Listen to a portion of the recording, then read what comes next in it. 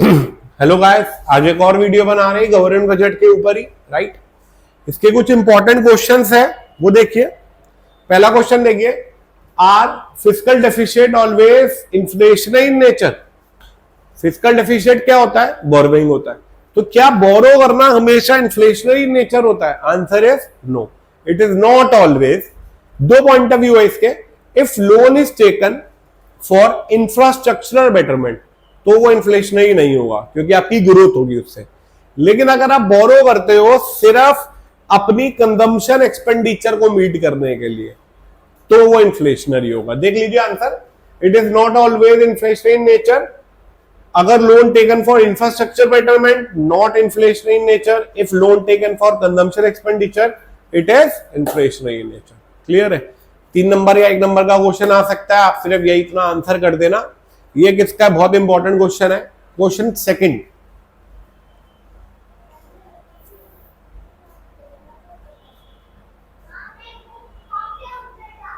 देखिए, can there be a fiscal deficit without a revenue deficit.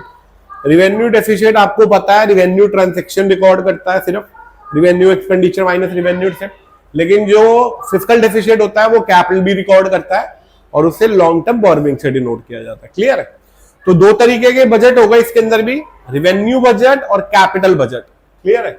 Answer is yes, we have a fiscal deficit without a revenue deficit in the following 2 situations. पहली, if we have a revenue budget, balance revenue budget. अगर आपका revenue expenditure और revenue receipt बराबर है, clear है, तो capital budget तो deficit play कर सकता है ना, तो आपका फिस्कल डेफिशिएट तो होगा ही होगा।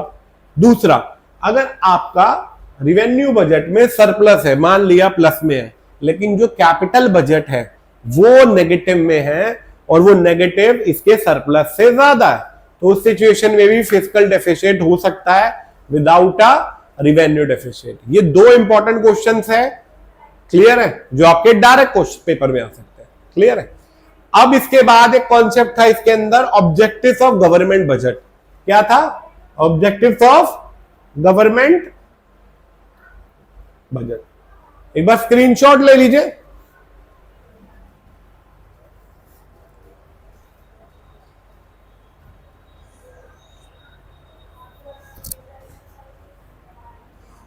देखिए, गवर्नमेंट बजट के बेसिकली 6 ऑब्जेक्टिव्स होते हैं। पहला ऑब्जेक्टिव देखिए, रीएलोकेशन ऑफ रिसोर्सेस, राइट। क्या? रीएलोकेशन ऑफ रिसोर्सेस, सही तरीके से रिसोर्सेस को रीएलोकेट करना। देखो, रिसोर्सेस प्राइवेट सेक्टर के पास भी होते हैं और गवर्नमेंट के पास भी होते हैं। क्लियर है? प्राइवेट अपने रिसोर्सेस किसके लिए लगाती है? इकोनॉमिक मोटिव, और गवर्नमेंट किसके लिए लगाती है? Social motive.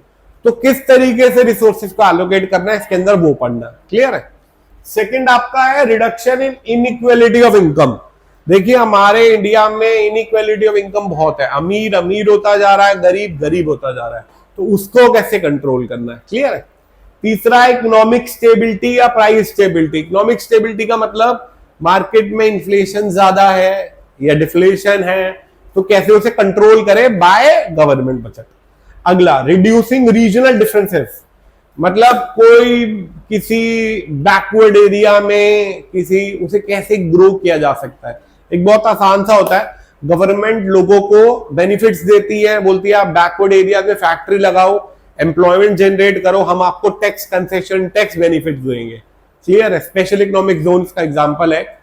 अगला, मैनेजमेंट ऑफ पब्लिक एंटरप्राइज, जो लोग नहीं करते उसे ये मैनेज कर लेती है खुद। क्लियर है? और लास्ट, इकोनॉमिक ग्रोथ। ग्रोथ का मतलब होता है प्रोडक्शन कैपेसिटी में बढ़ना, इंक्रीज इन प्रोडक्शन कैपेसिटी। ये 6 पॉइंट्स हैं जो आपके ऑब्जेक्टिव्स हैं, और इसमें पेपर में ना डायरेक्ट क्वेश्चन आता है कभी कभार, तो explain this explain this explain this, लेकिन कभी कभार एक सिचुएशन दे देता है और बोलता है इसे एक्सप्लेन करो। क्लियर है? तो इसकी डिटेल्ड वीडियो आएगी नेक्स्ट में। क्लियर है? ऑब्जेक्टिव बिल्कुल डिटेल में, और ये लास्ट वीडियो होगी गवर्नमेंट बजट की। क्लियर है?